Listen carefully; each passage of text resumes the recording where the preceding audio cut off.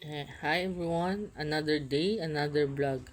We're gonna do a reading for Proverbs 29 verse 1 to 27. You can open your Bible para you can follow us, okay?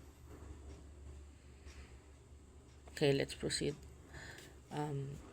If you refuse or if you keep refusing to listen to the warnings, kung ikaw ay patuloy na hindi nakikinig sa mga babala, one day you will be hurt so badly that no one can help you. Isang araw, ikaw ay lubusang masasaktan ng sobrang sama or ng malubha na wala ni sino mang makakatulong sa iyo. Verse 2, when the rulers are good, the people are happy. Kapag ang mga namumuno ay mabuti, ang mga tao ay masaya. When the rulers are evil, the people groan. Ayan, kung ang mga namumuno daw ay masama, ang mga tao ay parang umungol, no? A son who loves wisdom makes his father happy. Ang anak na mahal ang talino ay nagpapasaya sa kanyang ama. The one wastes his money on prostitute will lose his wealth. Ang isang nilulustay o sinasayang ang kanyang pera sa mga mabababang uri ng tao o babae ay mawawalan ng kanyang yaman. A nation, verse 4, a nation will be strong when it has a fair and just king. Ang bansa ay magiging malakas kung ito ay merong isang fair daw kumbaga patas, no? At matuwid, kumbaga just king daw, kumbaga yun, no? A nation will be weak when it has a king who is selfish and demands gift. Yan, ang bayan or ang bansa na merong mahina, no, na namumuno o hari at ito ay maramot at nagdidiman pa daw ng regalo.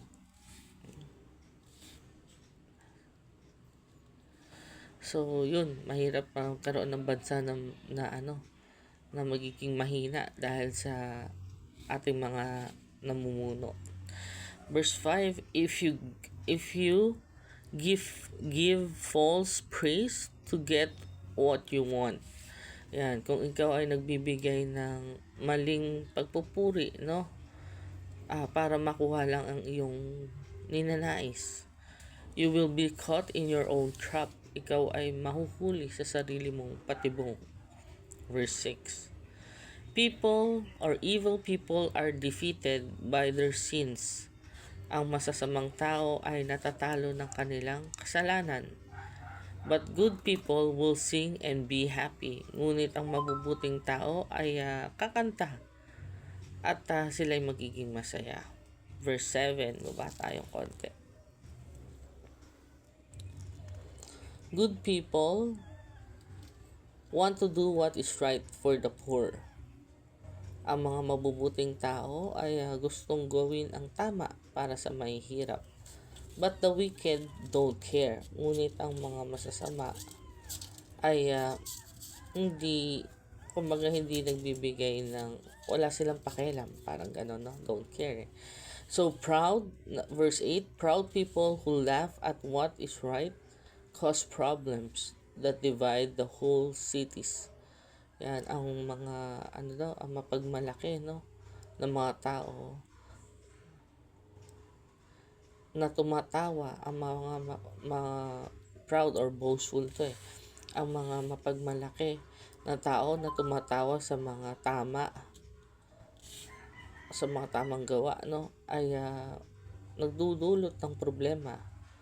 Kaya nahahati ang mga bayan or cities natin, no, or yung mga cities daw. But people who are wise are able to calm those who are angry.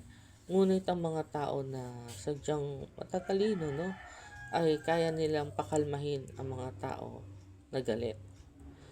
Verse 9, if someone who is wise tries to settle a problem with the fool will argue and say stupid things, and they will never agree.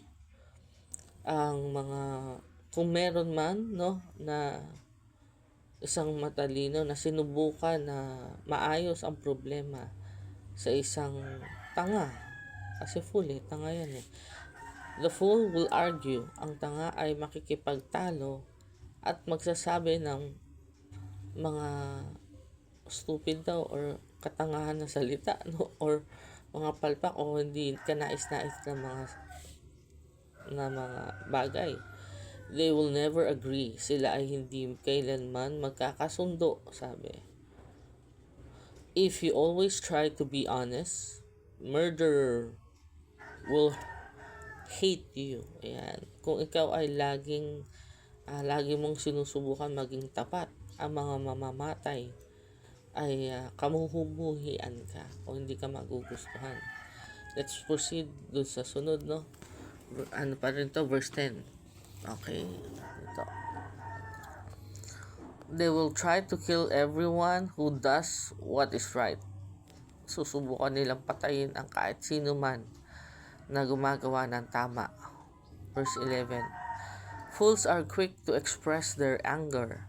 Ang mga tanga ay mabilis na magpakita ng kanilang galit. But wise people are patient and control themselves. Ngunit ang mga matatalinong tao ay mapagpasensya at kaya nilang kontrolin ang kanilang sarili. Verse 12. If a ruler listen to lies, kung ang isang namumuno ay nakikinig sa mga kasinungalingan, all his officials will be evil. Ang lahat ng kanyang magiging opisyal ay magiging masama.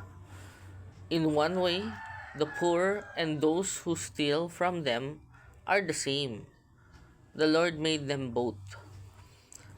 Sa isang bagay, ang mga mahihirap at ang mga nagnanakaw sa kanila ay parehas lamang. Nilikha ito ng Panginoon, sabi. So 14, if a king judges the poor fairly, he will rule for a long time.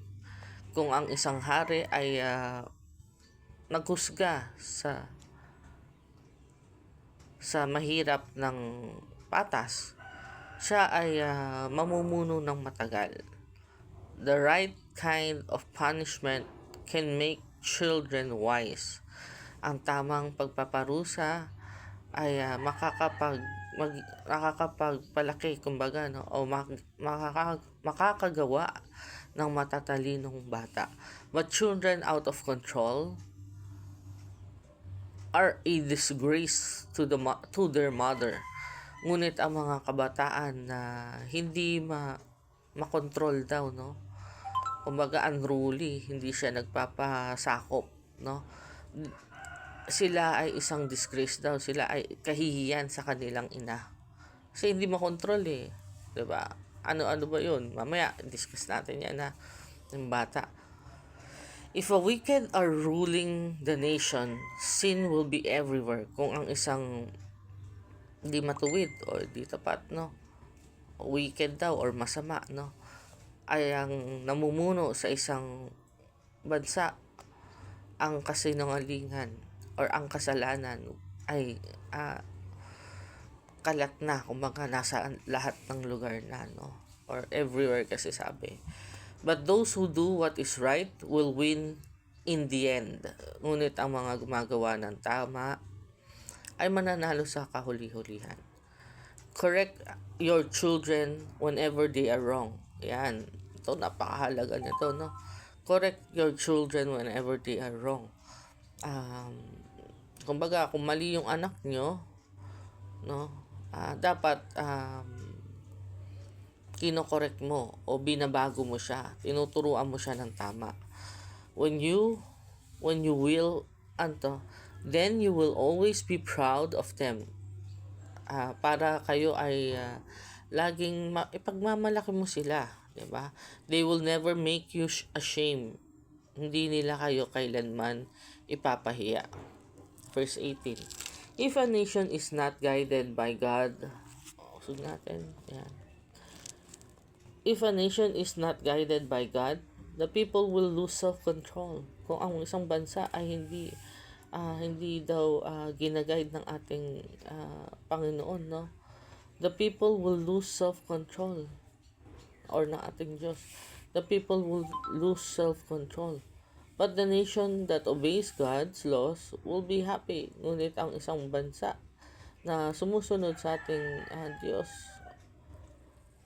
will be God's laws, ang ating batas ng ating Panginoon or ng ating Diyos, will be happy, ay magiging masaya. Yan. Kailangan natin ito para makita nyo.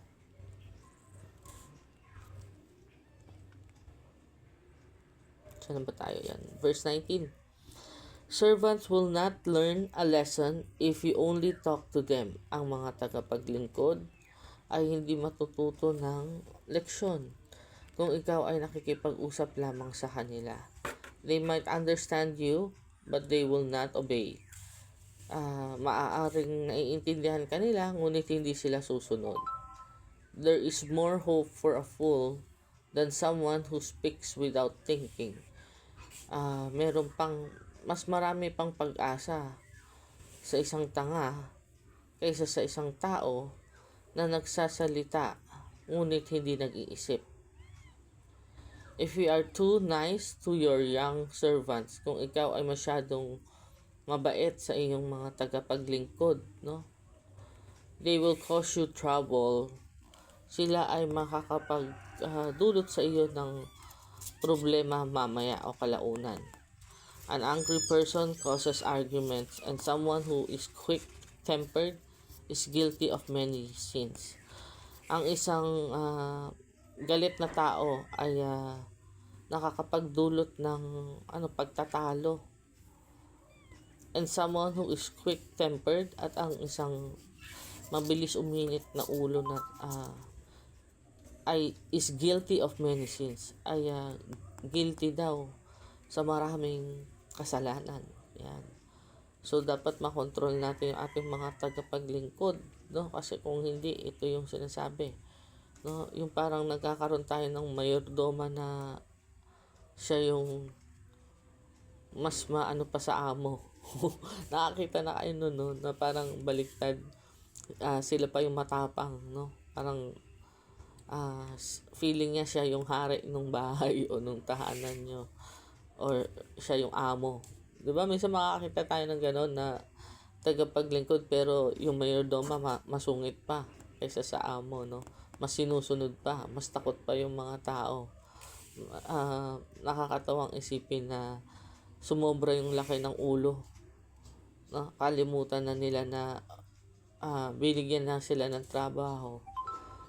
Sila pa yung nagmamalaki, parang gano'n. So dito sa Bible verse na to, ina-advise tayo, no, na supilid o kasi kahit kausapin daw hindi daw makikinig so kailangan hindi lang pagsabihan, bigyan daw ng leksyon. Your pride can be your down. Your pride can bring you down. Ang iyong pride daw, maaari kang matalo o magdulot ng ng hindi mabuti sa iyo, no? Humility will bring you honor. Yan. Kung ikaw ay mapagbaba, 'di ba? Kung ikaw ay, sabi nga, your pride, kung ikaw ay mapagmalaki, ito ang magdudulot sa iyo para bumaba. Pero kung ikaw ay humility will bring you honor. Kung ikaw ay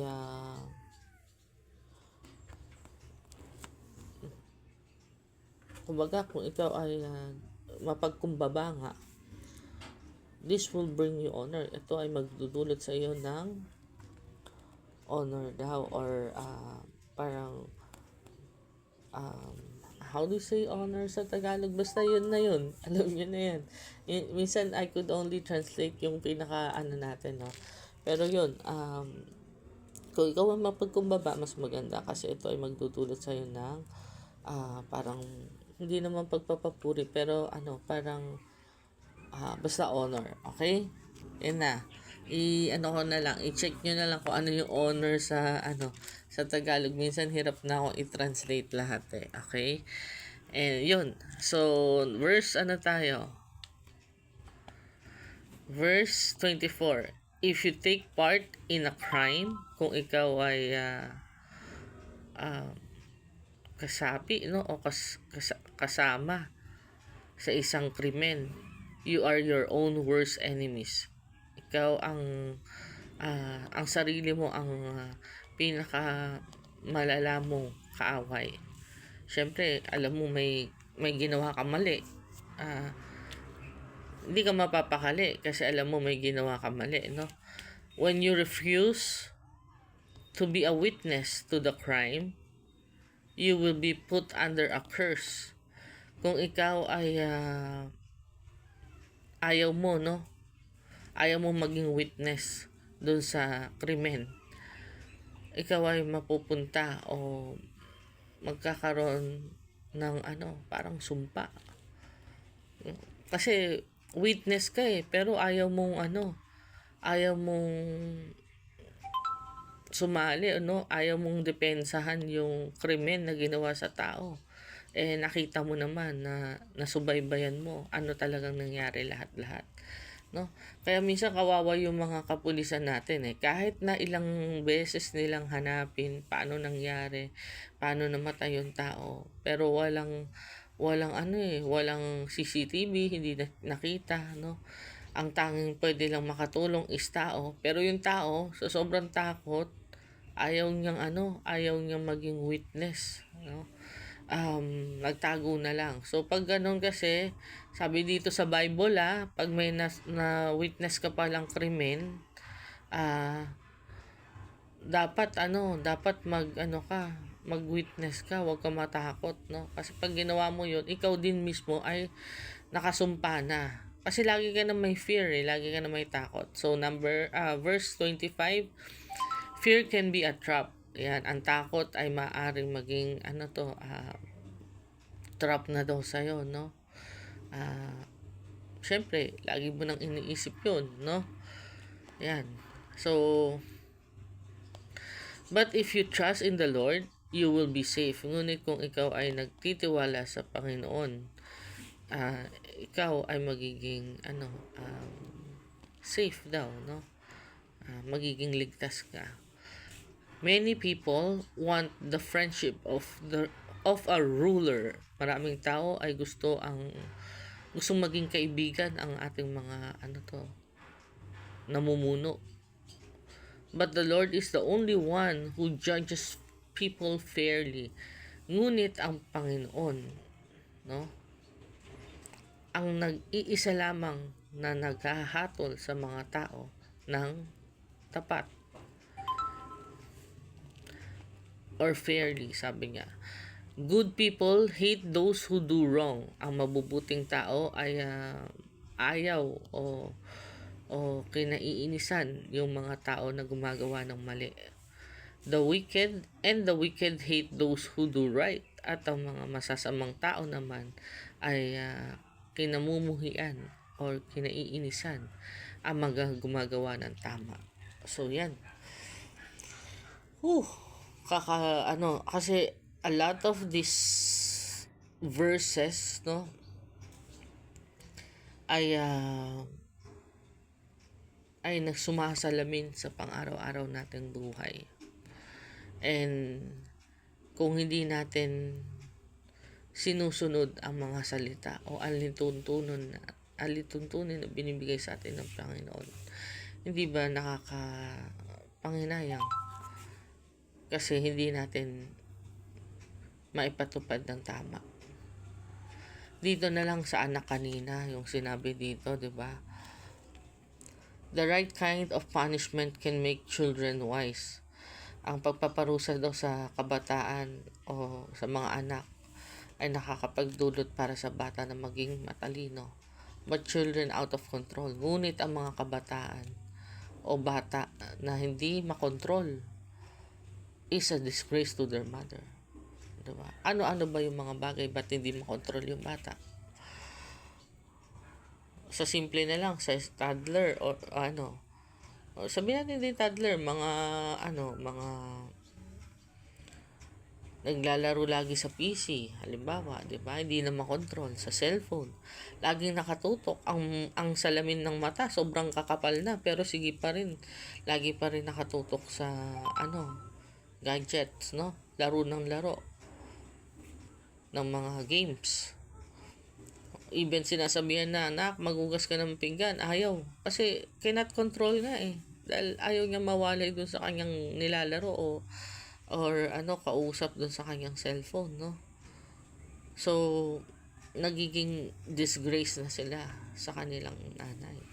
Di lang yun, marami pang nakakapagpalayo sa pag-utos ng magulang sa kanilang anak. Hindi lang yung pagse-cellphone, no? Sometimes tayong adult, we also tend to hold our cell phone quite a very long time, 'di ba? Ano pa ba?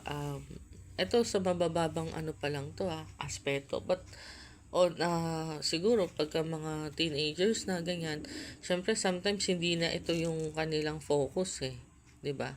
There are a lot of things pa pwedeng nagda-drugs, pwedeng hindi mo sila makontrol kasi sige pa rin drugs ng drugs hanggang maubos lahat ng pera na kinita nyo, na tinatabi nyo sa bangko, hanggang magugulat ka, isa-isa na lang yung mga bagay o sasakyan nyo binibenta kasi hindi nga makontrol sige pa rin tira ng ng pinagbabawal na gamot 'di ba? So dapat daw make sure tayong mga ina o nanay makontrol natin yung ating anak. Kasi at times nakikinig sila pero they wouldn't follow us, 'di ba? So dapat mabigyan mo sila ng tamang pagpaparusa. Kung nagda-drugs, i-rehabilitate mo. Lagay mo talaga sa rehabilitation center. Kasi kailangan niya yun Kasi kung hindi mo ginawa yun, sige ka pa rin feed ng feed. Bigay ka pa rin ng bigay ng pera. Gastos pa rin siya ng gastos. Bili pa rin siya ng bili ng gamot. Hindi siya gagaling. Kasi ikaw, nanay, ano ba tawag doon? Yung parang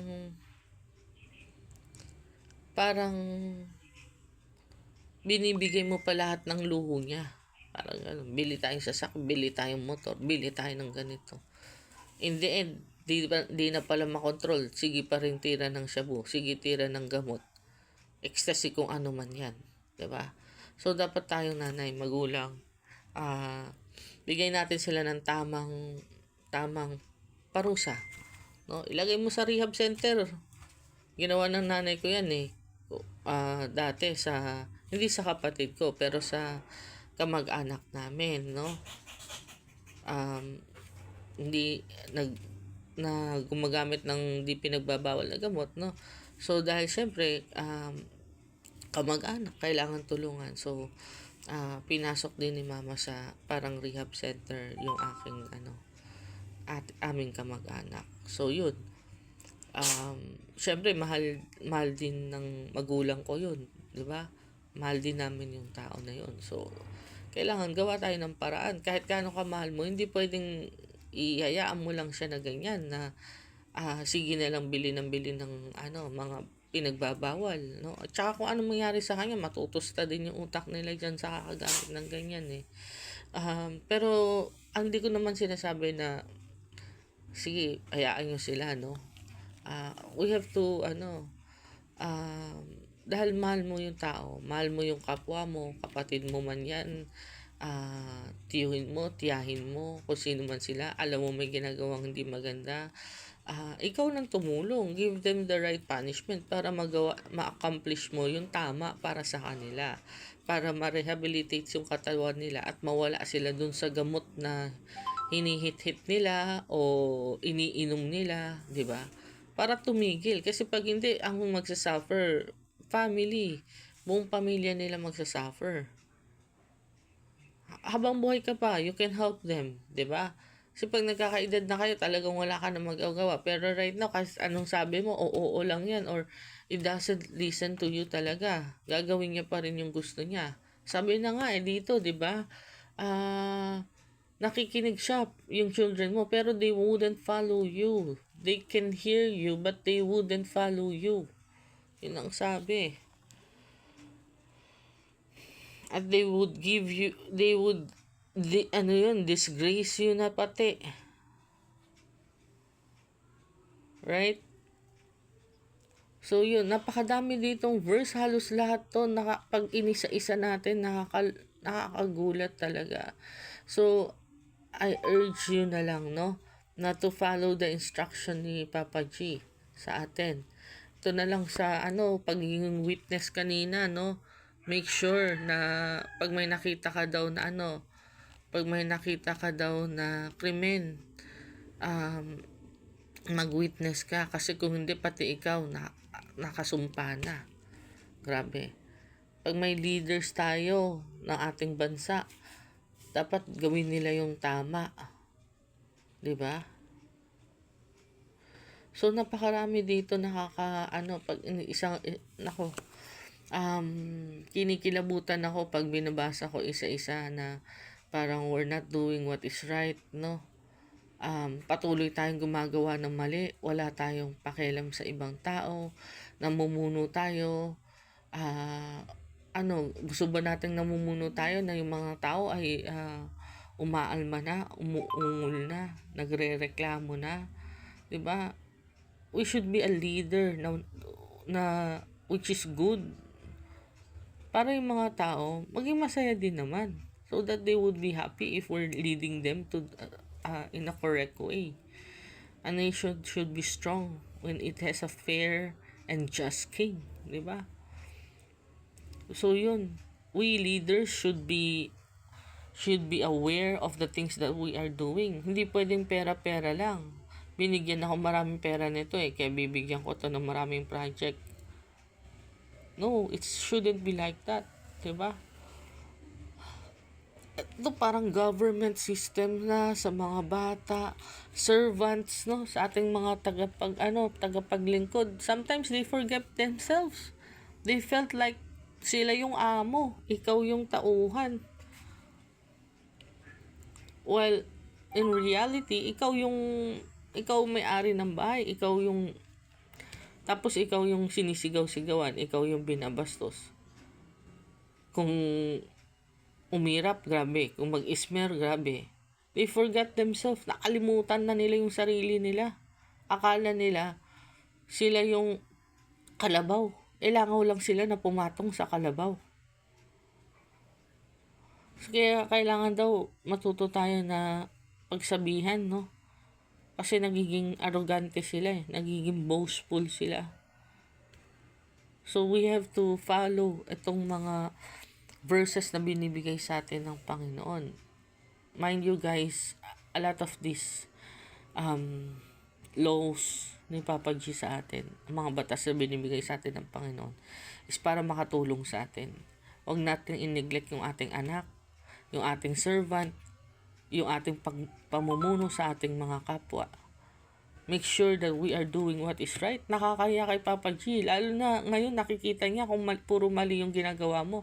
Kung kasama ka dun sa krimen. Worse. 'Di ba?